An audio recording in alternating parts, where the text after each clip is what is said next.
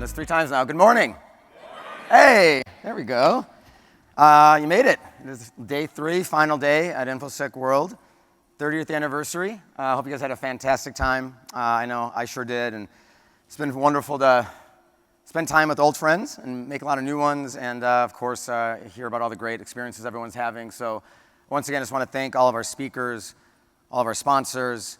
I want to thank, of course, the team at CRA, and particularly John Del Moro, Jasmine, Chris, and all the folks that really, Patricia, Jess, and go on, but our colleagues that make today possible. Thank you guys killed it. And I know all of you took my advice, and when you saw one of the name badges, you thanked them. And if you haven't, please, when you see one today, please make sure you stop them and thank them for the work they've done. Shout out to the AV team again. You guys were wonderful. Thank you guys for all you do, and of course the team at Coronado. So this morning's talk is done in partnership with the Institute for Critical Infrastructure Technology. I'm going to switch hats for a moment and speak today and join you as the founder and chairman of the Institute for Critical Infrastructure Technology. So I think I mentioned this at some point in the last couple of days, but about 10 years ago, my history has been in community building, as many of you have known by now. And so about 10 years ago, I left my previous organization and wanted to help bridge the gap between policymakers in D.C., the public sector, cyber and technology community, the critical infrastructure owner-operators, and of course our technology partners, because I was in the event business and I saw that we were talking about a lot of issues and regulations and regulatory concerns kept coming up, but there didn't seem to be any organizations exclusively focused on helping to bridge that gap. There were a lot of lobbyists who were doing that kind of work, and there seemed to be an opportunity to just be more additive to the collaborative process on Capitol Hill and create an organization that focused on objective, nonpartisan, vendor-neutral education for policymakers.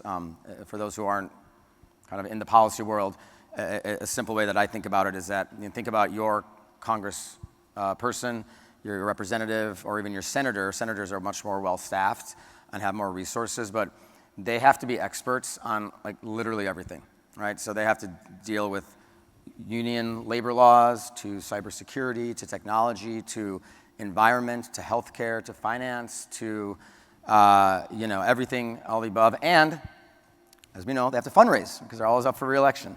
And so the staffers, who are the ones that are actually advising the representatives and the senators how to vote, are required to be experts in a whole range of issues.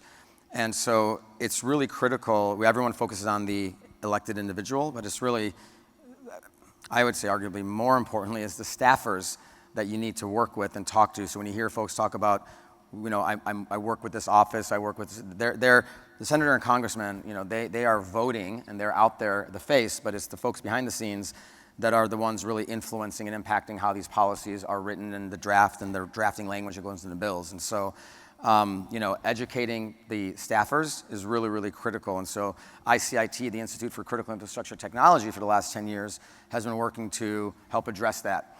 And so today, ICIT, our focus and our mission is to help improve and modernize the critical infrastructures that provide for people's foundational needs. So if you think about it, every day, Americans, if you'd wake up in the morning, let's say, and I'm from Wisconsin, right? I think I maybe said this analogy at some point last few days.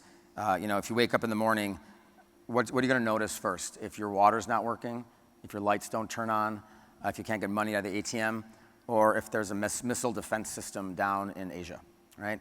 The missile defense system is critical to our national security, but most of us are going to notice the water not turning on or the electricity not working more rapidly than we'd notice a failure in our defense systems.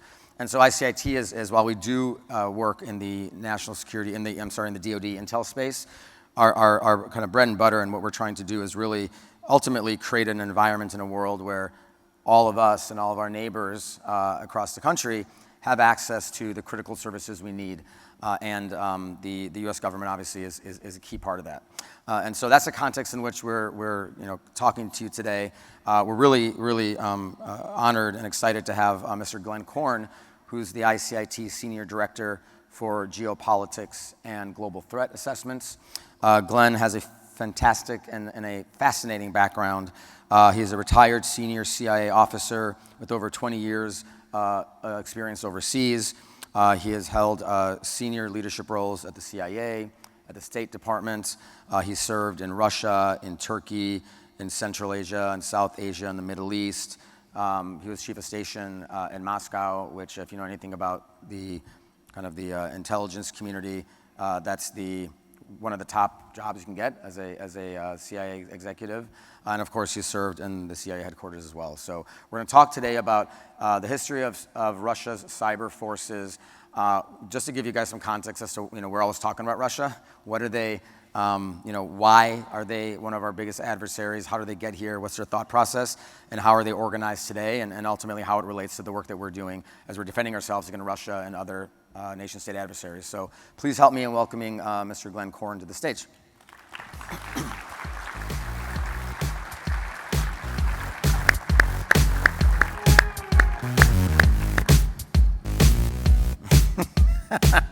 It's a long walk. Hey, buddy, how are you? Good, Parham. Good to see you, man. Nice to see you. Yeah. Morning, everybody. Доброе утро. Доброе утро.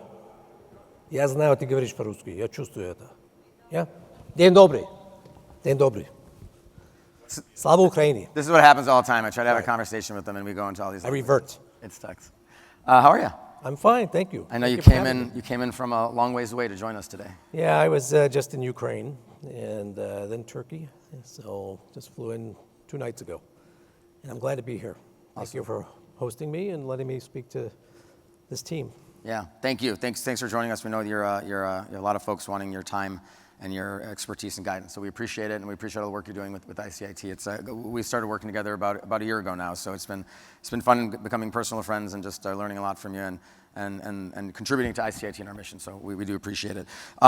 Glen, before we jump in, and I'll give you this. Yes. You have that. Before we jump in, I'm sure a lot of folks are wondering, like, how does one get into this business? Were you in high school and like, I'm going to become an intelligence officer? Like, how do you just kind of get into this career? No, I mean, first I have to say that I started my career in the U.S. government in the late 80s during the Cold War.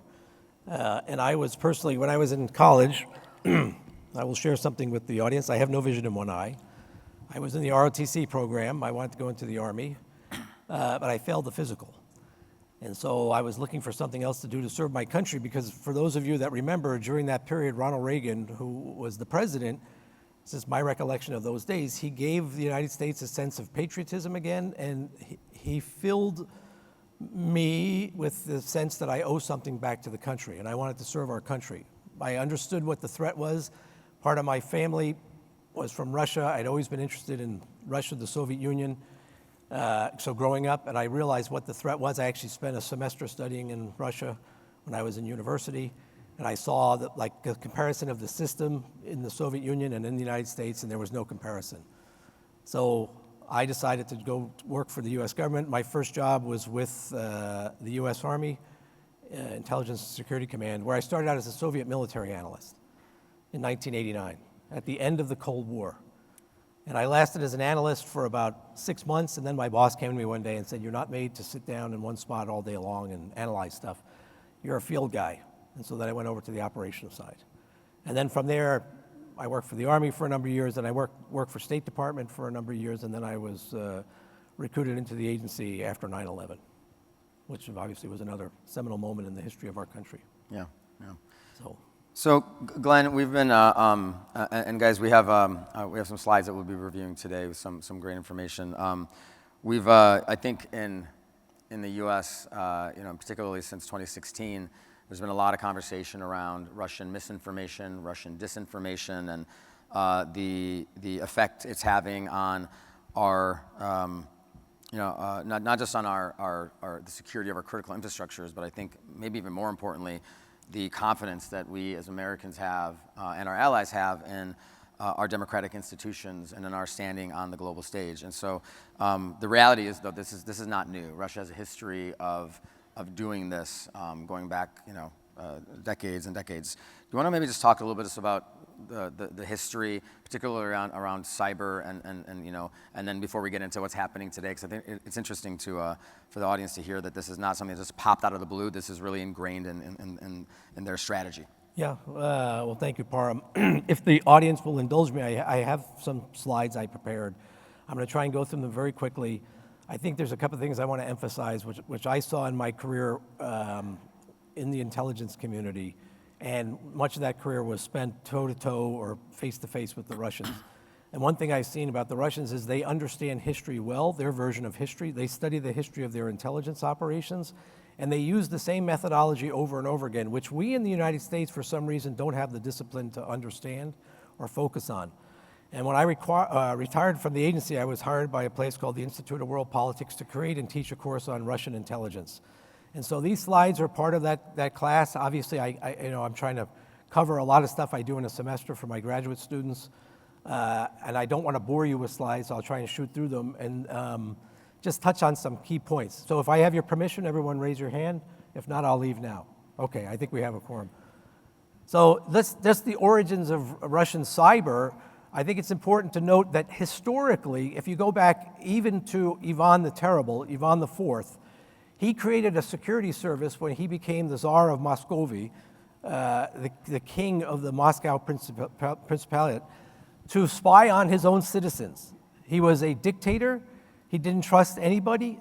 And he created something called the Oprechniki, which were like his Praetorian Guard to not just spy on his own people, but also to terrorize them.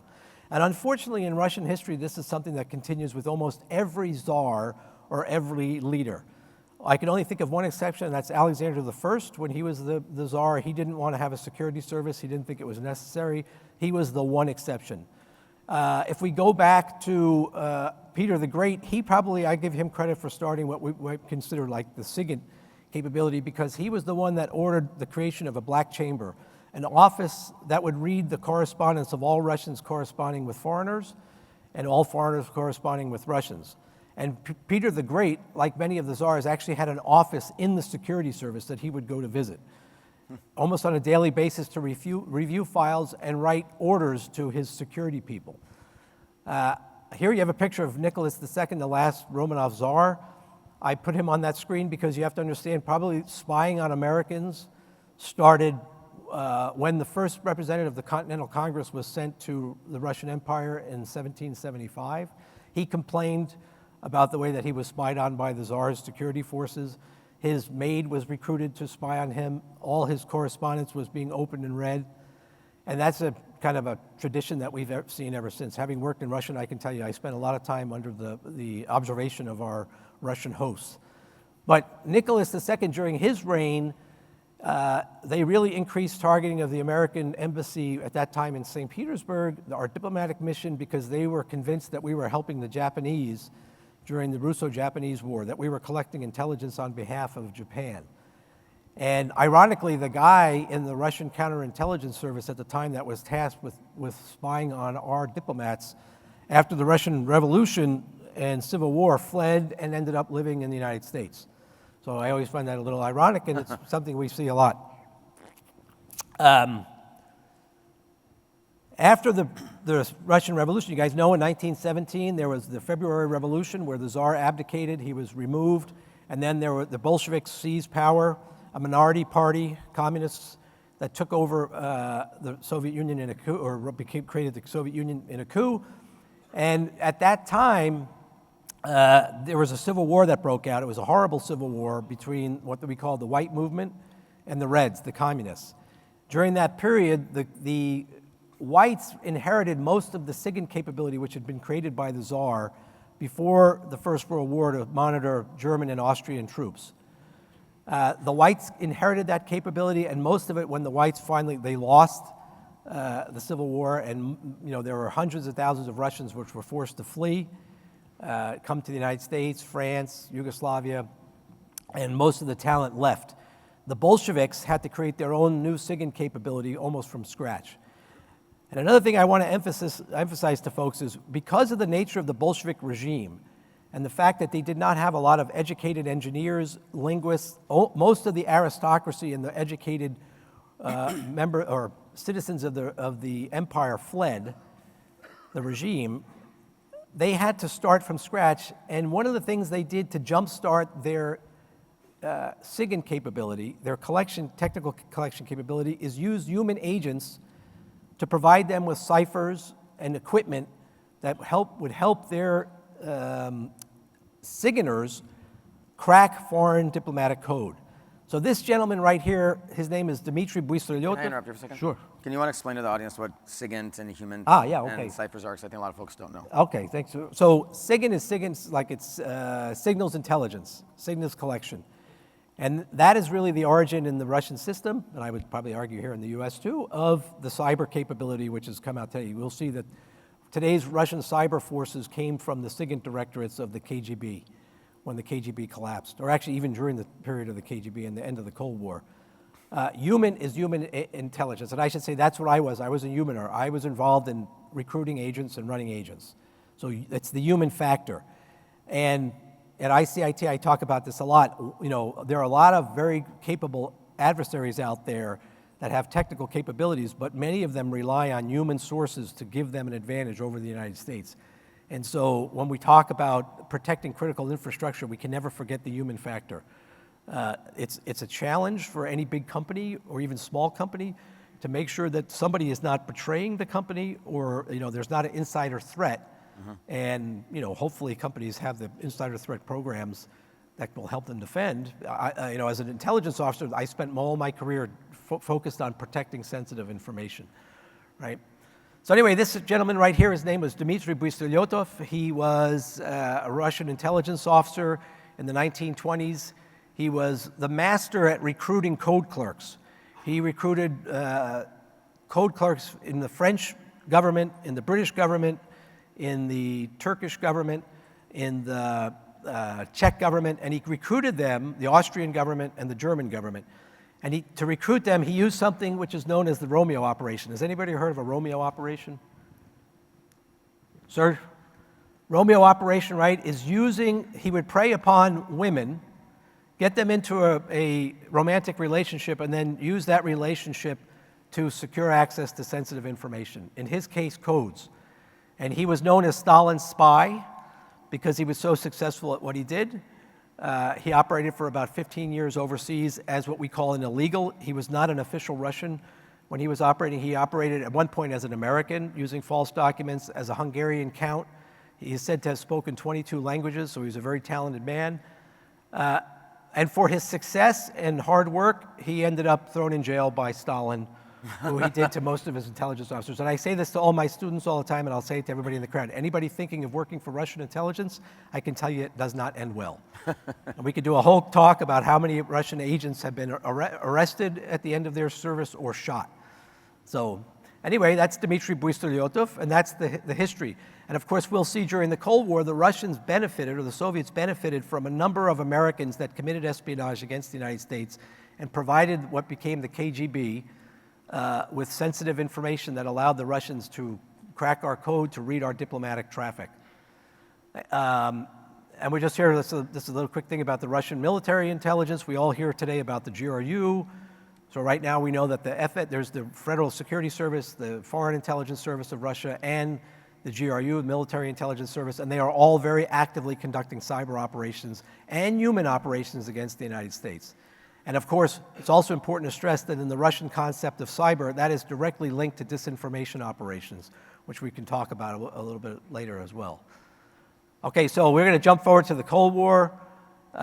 During the Cold War, these are just a list of some of the Americans that betrayed the United States and went over to work for the Soviets. Some were defectors. These two individuals down below were NSA officers who defected to the Soviet Union via Cuba and provided the Soviet KGB with valuable information on U.S. SIGINT programs, which were harmful for the U.S. You just have a list there of other Americans that were working for the Soviets.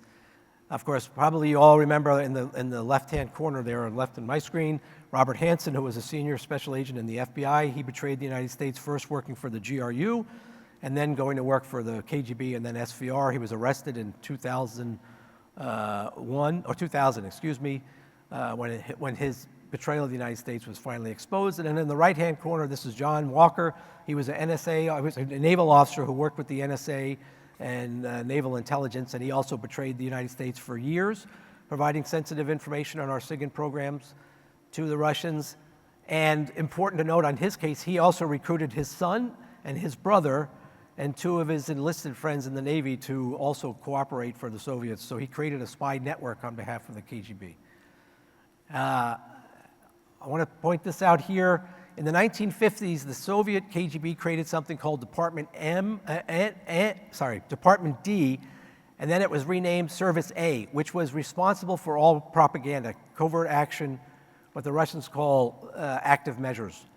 This was a directorate in KGB headquarters that was responsible for tasking their stations, their residentures around the world, on conducting deep fakes, on conducting disinformation operations, and of course they were targeted against mainly what they called the main enemy, the United States. This organization was extremely active in conducting disinformation operations against the United States during the Cold War. One of the most famous cases is the story of how they created the false narrative that the United States military DITRA and the CIA created AIDS and spread it around the world. They didn't actually create that story. That story existed in the United States among a small group of kind of radicals, but they got that story and then they spun it up and they used their agent network and their media access around the world to pump that story and then to make it into the mainstream media in the United States. And so this is one of the classic examples people study of how the Soviets did disinformation, and it's happening today 120% in the United States now. At higher volumes and much more rapidly. At higher volumes, and of course, yes, because of social media and the cyber piece, what they've been able to do is access information a lot easier and then disseminate that information and spin that information, which we've seen has been very harmful for the United States and many of our allies. Yeah. Just a quick note here, these are some of in Russian or Soviet diplomatic missions around the world, they had collection posts, technical collection posts. This is a picture of the Russian embassy in Washington, D.C. These are some of the posts that they created around the world and focused in the U.S. and in Mexico. Mexico, because Mexico is considered a key collection point for Soviet intelligence against the United States. And I'll just shoot here. If you guys remember, in 2017, the U.S. government closed the Russian diplomatic mission, the consulate in San Francisco. On the left is a picture of the consulate before the closure. On the right, on my screen, you can see the smoke bellowing from that building, because when we told the Russians they had to vacate that building, they started burning a lot of documents.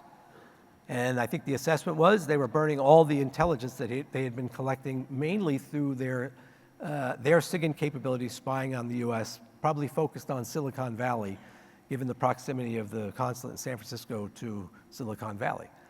So, and one of the reasons that the U.S. government decided to ask them to vacate a number of their diplomatic facilities in the U.S. is given the concern that they were using those facilities to spy on the U.S. across the country. During the Cold War, they also had, the KGB and the GRU had a giant SIGINT site in Cuba at a place called Lourdes.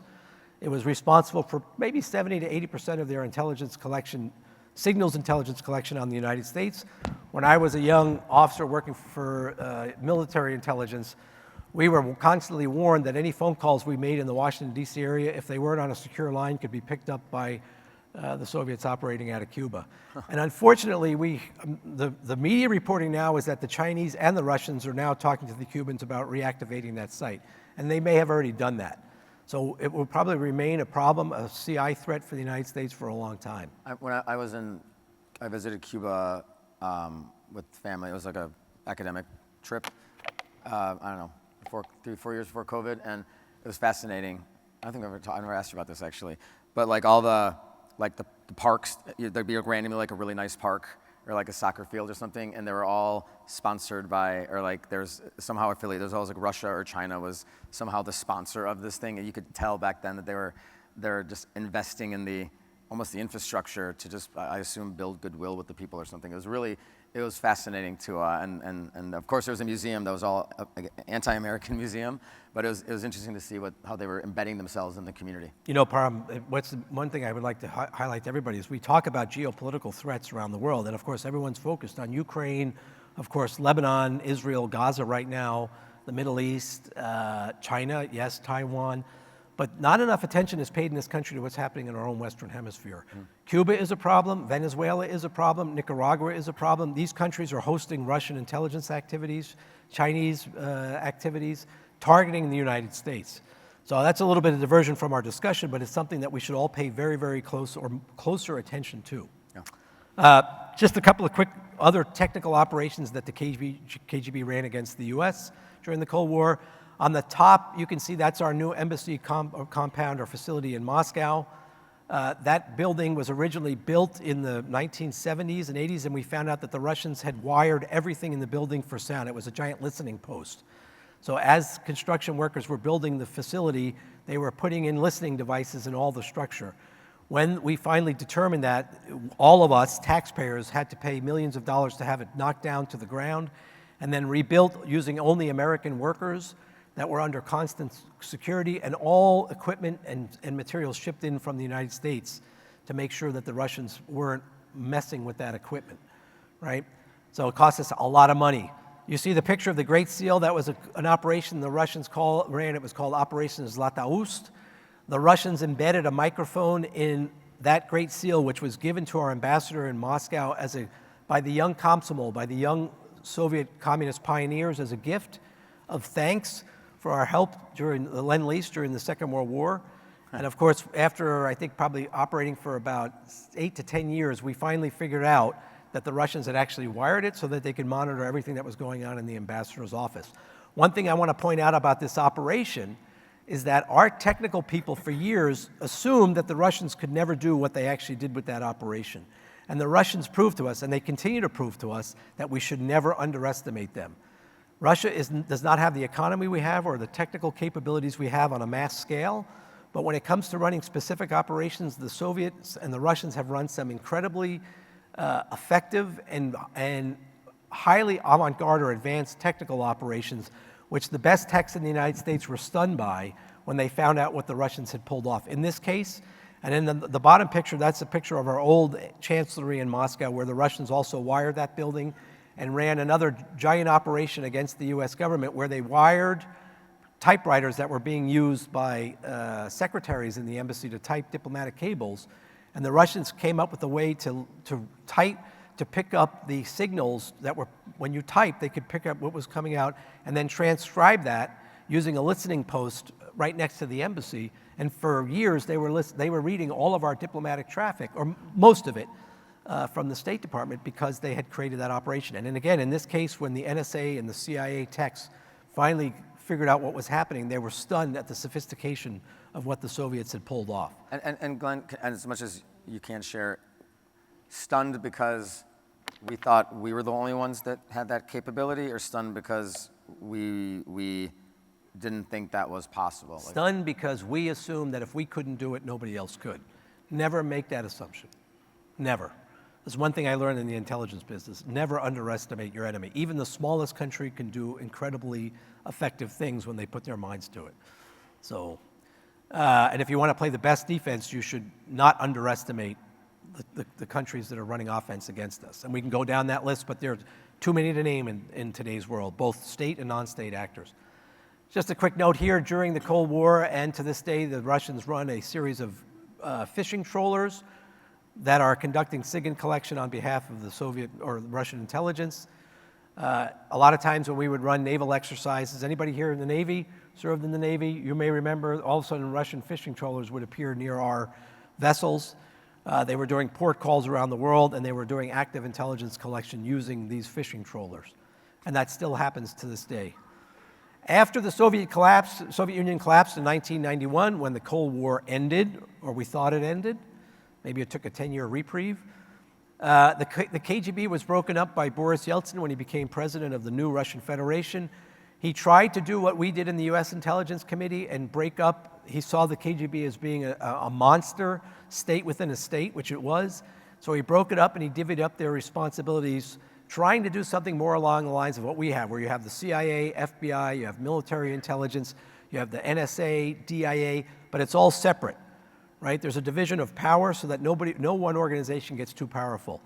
And when he did that, he created what is today the Federal Security Service of Russia, which is the internal service the SVR, which is the external service, maybe the equivalent of the CIA, the military intelligence, the GRU, and at the time something called the Federal Agency for the Protection of State Information, Secure Information, FAPSI, which for about 10 years existed, and it ran all the SIGINT and started doing all the cyber operations for the Russian Federation.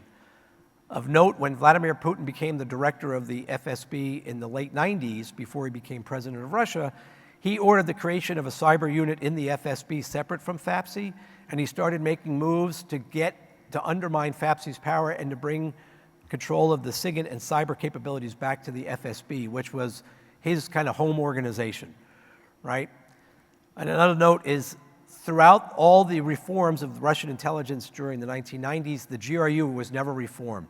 There was no reform at all done to the GRU. It existed as it was before the collapse of the Soviet Union, and it continued to run operations very aggressively around the world, including against the United States. So even during the heart of the better relations between the US and Russia in the 90s, when the United States, by the way, was giving the Russians billions of dollars in aid, I don't know if many Americans know that, but we were providing the Russian government with a lot of aid and assistance.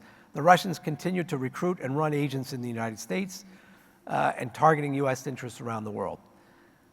Of course, by the late 90s, early 2000s, when Vladimir Putin came to power in Russia, he was brought to power by people from the security services known as the Siloviki, the power people, and that's when the Cold War started to reemerge again for the Russians. I have to say that the Russians believe that we have been conducting information operations and cyber operations against them for years. They don't believe we ever stopped, even during the 90s. And so when Putin came to power, he decided it was game on. The Americans were going to become enemy number one again. And that really started to happen in 2012 when Putin was a re-elected president. If you remember, he was president for 2 terms, then he stepped aside, became prime minister, while Dmitry Medvedev became the president, right? And then he ran for the presidency again, and he was extremely upset because the US government criticized him for running for the presidency. And my understanding is that's when he gave the security services the orders to ratchet it up against the US because he believed that we were interfering in Russia's internal affairs. And it was during this period too, especially in the early 2000s, mid-2000s, when the Russian state started recruiting and training cyber experts. They started creating special schools for the training of engineers, for cryptologists, for mathematicians. They started special programs in what you'd call like advanced high schools. The military changed the draft law so that they could start recruiting Russians who are engineer graduates from universities and then bring them into the armed forces to serve in SIGINT units or cyber units. And of course, one of the things that the Russians did very aggressively is there are a lot of Russian hackers out there, and the Russians are very talented.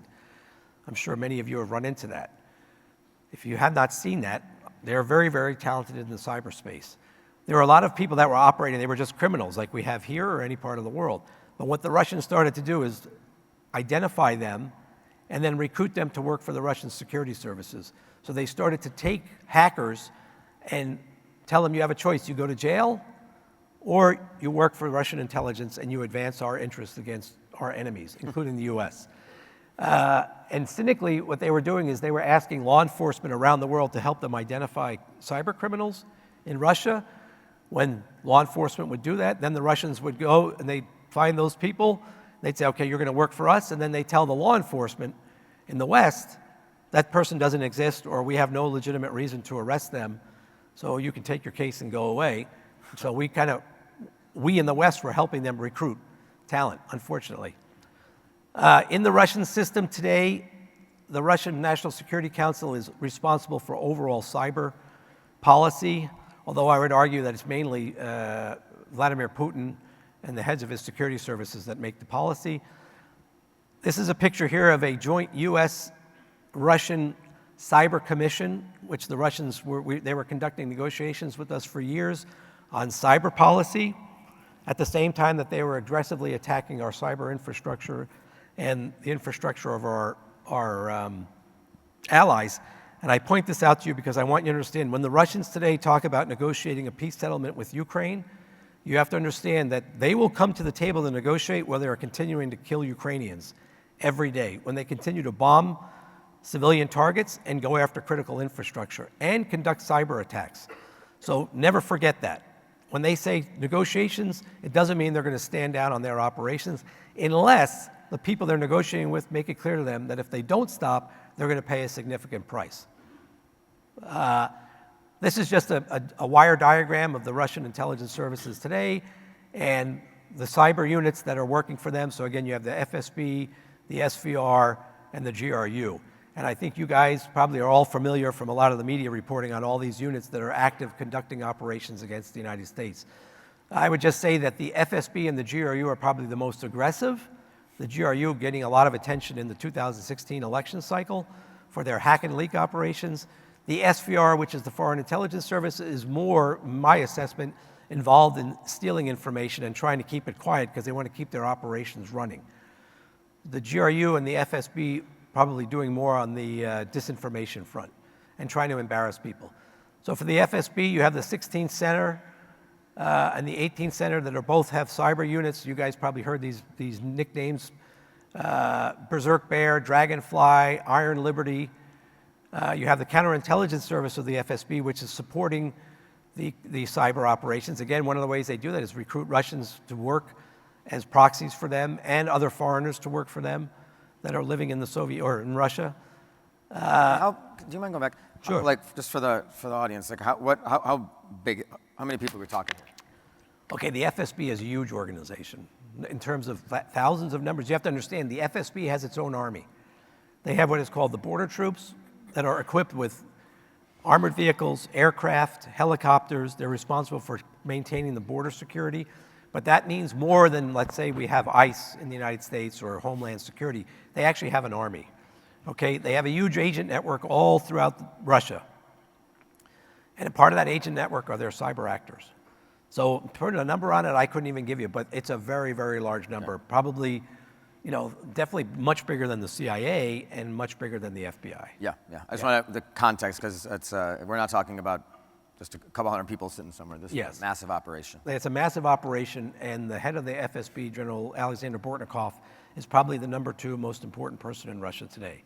And they have a very healthy budget. These are some of the other cyber actors that are operating from the FSB. And that building right there, does anybody know what that building is? That's called the Lubyanka. That is the FSB headquarters. And it was the KGB headquarters. There was a joke in the Soviet Union. They said, what is the tallest building in the world? And people used to say the Lubyanka. And they say, yeah, but it's not that tall. They said, yeah, but you don't know how many basements go down where all the political prisoners are. Okay, you guys, what are you, an audience or a jury? I'm trying to get your lives up here. I know it's early, but come on. All right. And then we have the SVR again. They're thinking about how to protect against all this. Yeah. They're like, oh my God. Yeah, we could talk a little bit about that, but then you have APT-29, Cozy Bear, Office Monkeys, Duke, Cozy Bear, Cozy Car. These are the cyber actors working for the SVR. All right, that's the SVR emblem. And then the GRU, and that's the 8th Directorate and the Scientific Technical Committee and the 6th Directorate, which are doing SIGINT and cyber. And again, these are just some of the units, the Sandworm, all the different elements which we've heard about and which were very, very active, like this Unit 54777, the 72nd Special Service Center, which is conducting psychological and disinformation operations in addition or in complement to the SIGINT, cyber operations. And that is something unique for the Russians. It's a whole of government approach to targeting their enemies, to targeting this country, which includes using Russia Today, which includes using Sputnik radio. And I'll give you an example. When I worked for the CIA and I was working in Russia, I came back one day to meet our director. He wanted to talk to me about something, so I had to fly back to the United States. And I got my rental car at Dulles Airport, and I was driving in from Dulles into CIA headquarters, and I'm listening to the radio, and I hear this talk about how the CIA was responsible for assassinating John F. Kennedy and this whole conspiracy theory thing. And I'm saying, what the hell radio, pardon my language. I've sworn already up here. Oh, okay. What crazy radio station is this? And then I looked and it said Sputnik Radio. So I walked in and I was sitting with our director and he said, how's it going, Glenn? And I said, I just listened to like Russian propaganda on our radio station here in Washington, D.C. Like, why did we allow that to happen? And his response is the right response. He said, it's called democracy, Glen, right? But that doesn't happen in Russia. The Russians, under Putin's reign, have chased out any foreign news service or any journalist that does not write in favor of the Russian regime. You know that anybody in Russia today that talks about the Russian military operation, the invasion of Ukraine, or criticizes it, gets thrown in jail. And one of my Russian friends told me once, he was actually a musician, and he graduated from the #1 journalism faculty at Moscow State University. And I asked him, why didn't you become a journalist? And he said, there are two types of journalists in Russia. Those that praise Putin, even if they don't like him and live, or those that don't and get thrown out of windows. I don't like Putin, and I don't want to fly out of a window. So I became a musician, which is kind of sad. Okay, not Petya, you guys remember this attack, targeting the Ukrainians before the invasion of Ukraine. And I want to stop here and take a moment and just repeat something to all of you that one of my Ukrainian interlocutors shared with me when I was in Kiev 10 days ago, or a week ago. He said, Glen, and by the way, he's on the security side of the house, very experienced gentleman, general. He said, Glen, you guys in the United States need to pay attention to how the Russians built up to the full-scale invasion of our country. They started with disinformation operations, even before 2014, heavy propaganda to undermine anyone that was critical of Moscow, and to promote the candidates that they preferred in our elections. Then they went after, and if you guys remember, they actually poisoned the presidential candidate Yushchenko in 2010 when he ran for the presidency again, because he was behind the Orange Revolution and they did not like him. So his face was completely pockmarked because of the poison that they applied to embarrass him in the election campaign.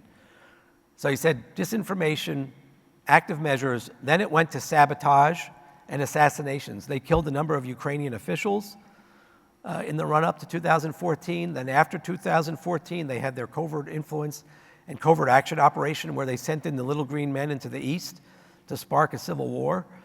They occupied Crimea, and cyber attacks. And they started to ratchet up the cyber attacks against the Ukrainian government, banks, the financial sector, energy sector, government institutions. And then they launched their full-scale operation in 24 February 2022. And what this general explained to me is that you got to watch what's happening in Europe right now with your NATO allies. The Russians have already crossed the line with propaganda, sabotage operations. You remember during the Olympics, somebody blew up a rail line. Somebody blew up an arms factory.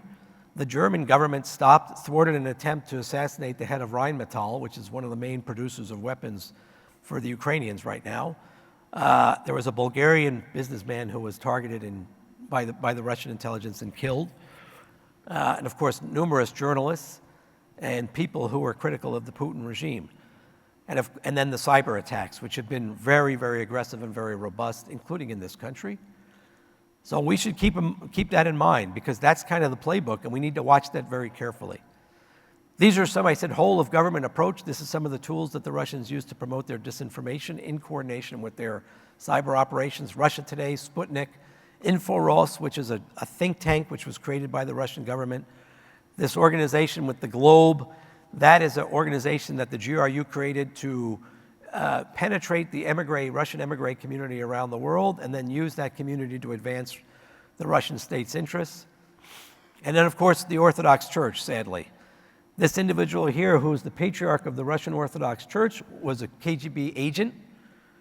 The Russians, the Soviet system, and the Russians actively recruit priests in the Orthodox Church and have used them to conduct intelligence operations and disinformation operations since Soviet times. And a quick note on this, one of the most famous espionage cases in the US, where an ethnic Russian American was recruited by the Soviets, by the KGB. It was a guy by the name of Trofimov, who was actually arrested in Tampa by the FBI after his career working for the KGB came to an end. He was recruited by his Orthodox priest, who was a friend of his. And the Orthodox priest became the patriarch for Vienna before he died. But he was actually he recruited and ran this American intelligence officer on behalf of the KGB and then the SVR. So I point that out too, because you know the Ukrainians today are trying to get a hold on the Russians' abuse of the Orthodox Church in Russia to spread anti-Ukrainian, pro-Putin propaganda. And there are many people in the United States who claim, especially in certain communities here, who claim that the Ukrainians are anti-Christian, they're anti-religion. This is absolutely not the case. They're not going after religious groups, they're going after agents of the Russian government. And that's an important distinction to make, because the Ukrainians will point out to you the largest Mormon temple in Europe, or second largest in Europe, is in Ukraine. You can practice any denomination you want in Ukraine today and not be persecuted. That is not the case in Russia if you don't know that, right? So I point that out, and I ask you, when people say, oh, the Ukrainians are anti-religious, say, oh, no, do some research. They're anti-FSB and SVR use of the church to advance Putin's interest in do some research, but not on RT or Sputnik. Right. Glenn, can I pause for a second? Sure. You've mentioned several times, essentially, the role of humans and kind of the Russian intelligence service, and how they're just recruiting people. And I don't think we talk about insider threats enough. When we talk about insider threats, I think outside of public sector kind of centric audiences, everyone's mind goes to like spy stuff, and it's not. Part of it is, it's real, as you're seeing now, and hopefully you've known this already. But what's the threat? I've been a part of research studies where when you go on deep web forums and it's specific. I mean, they're like, we're looking for an executive at American Express, and we'll pay you $50,000, right? I mean, they're very, very targeted. But what is this something?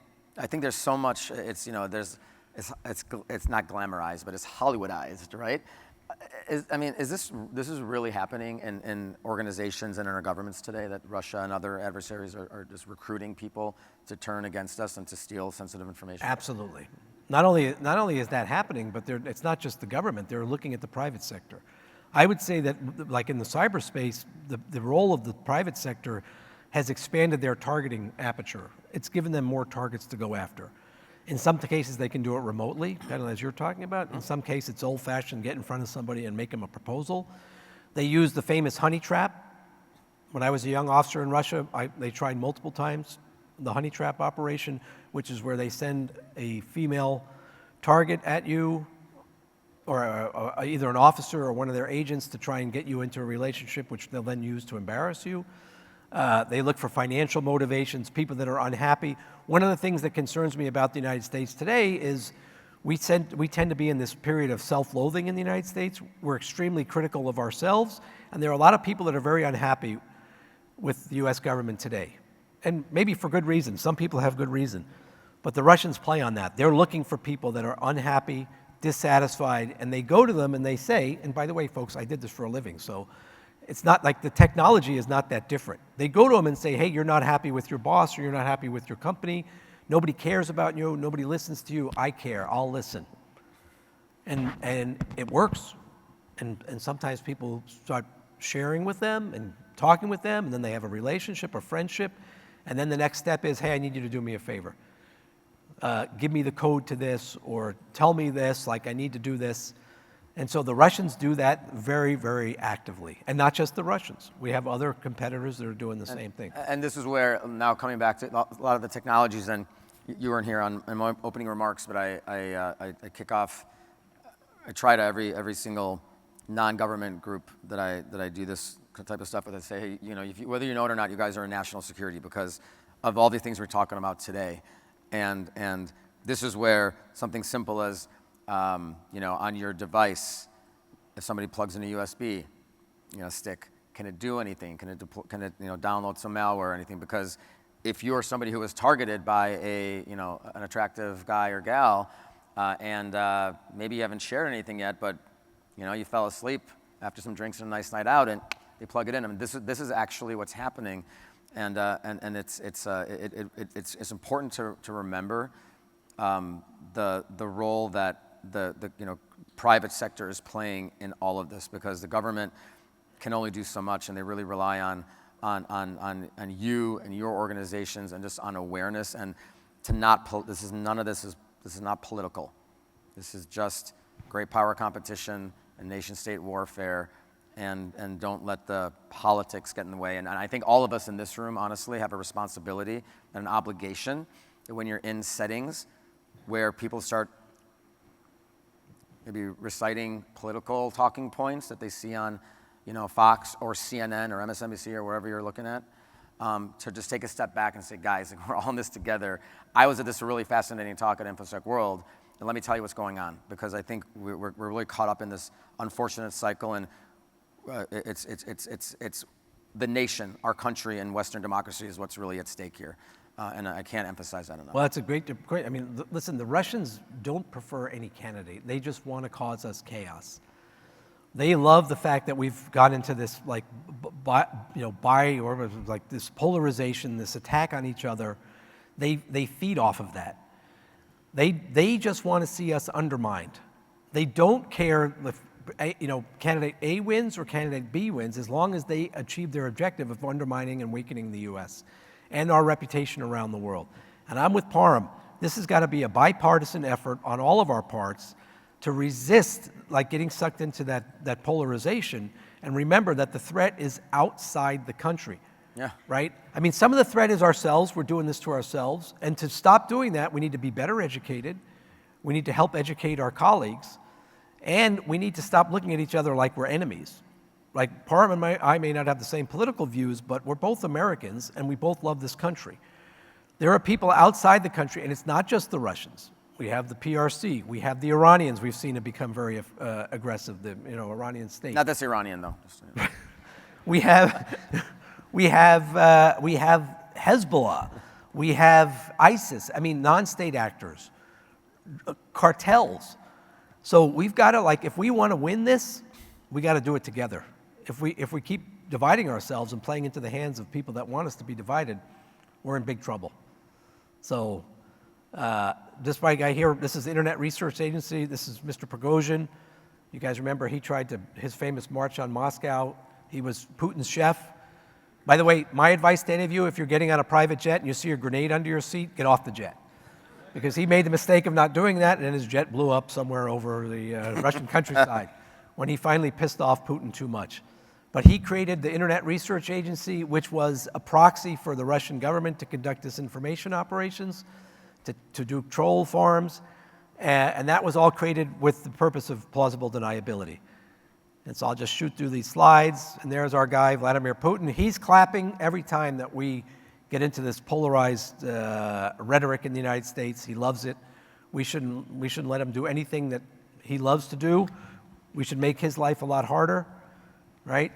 And I'm going to stop at that. I hope this was useful, but I really just want to stress, try and take a look at the history. Try and see how the Russians operated in the past. You can learn a lot from that. And a lot of their allies today, maybe my last point to all of you is, folks, I say this to every group I talk to, we are at war today. If you don't realize that, then you got to realize it. We have countries that believe they're at war. Russia believes it's at war with the United States. Russia believes that we have taken warlike action against Russian interests, sanctions, anti-Russian propaganda in their view, and they are responding in kind.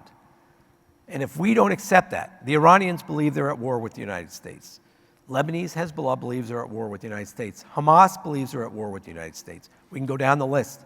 If we don't get it into our heads that we need to be in a little bit more of a warlike mentality, and that doesn't mean that we all have to build bunkers and carry MREs all the time, but to win this war that we're in today, we have to be better educated, more disciplined about vetting sources of information before we use those sources of information, and take care of people better. Because in the espionage world, that's the worst thing.